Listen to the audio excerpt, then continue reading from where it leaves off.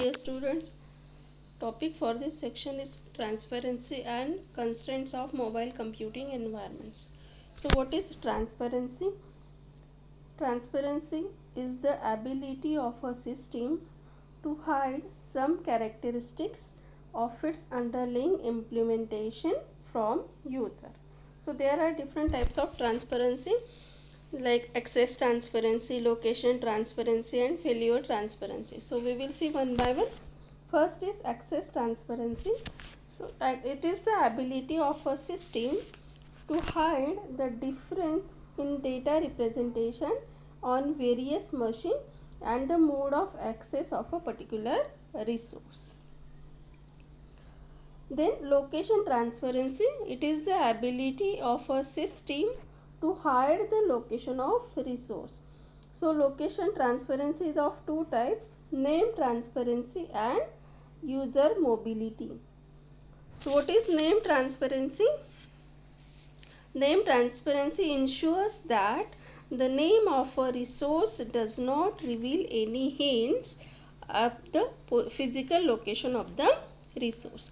And second is user mobility, which ensures that whatever machine a user is logged in, the user is not able to access resources with the same name. Then failure transparency is the ability of a system to hide failure and recovery of a system component. So these are the transparency. So mobile computing system can be viewed as a form of distributed system and it provides a mobility transparency which includes all these access transparency, location transparency and failure transparency. Next topic is constraints of mobile computing environment. So mobile computing has many constraints that distinguish mobile computing from the traditional desktop workstation.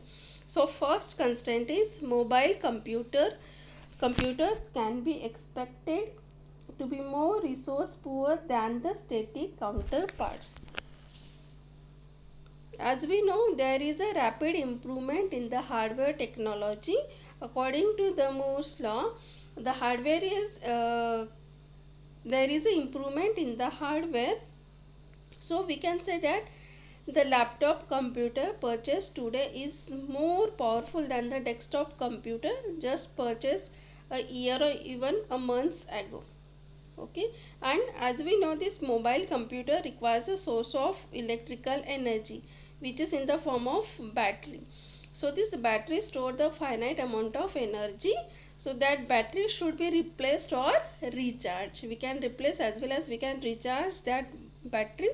So if you want to replace, it requires cost, but the second option is we have to only plug in our computer and we have to recharge our computing device. So for that purpose, this has an impact on the design of mobile computing devices. So all the hardware and software components in mobile computers are designed to reduce the energy consumption and to increase the lifetime of the batteries. Second constraint is mobile computers are less secure and reliable.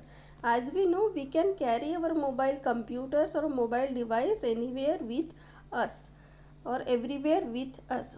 So they are much more likely to be lost or stolen, and they are more likely to be subject to hostile or unfriendly use. Okay. Third constraint is mobile connectivity can be highly variable in terms of its performance, means in terms of the bandwidth and latency and reliability. So disconnections are voluntary and involuntary are common.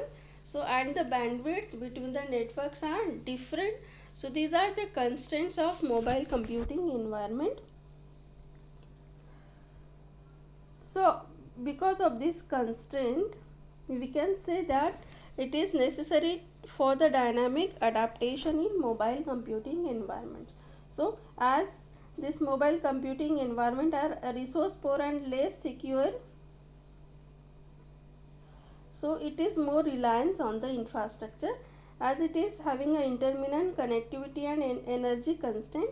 So it is less reliant on the infrastructure, and as dynamic changes in environment, so it requires a dynamic adaptation. So it is necessary that mobile computing environment needs the dynamic adaptation. Okay, so next topic we will see in the next session. Thank you.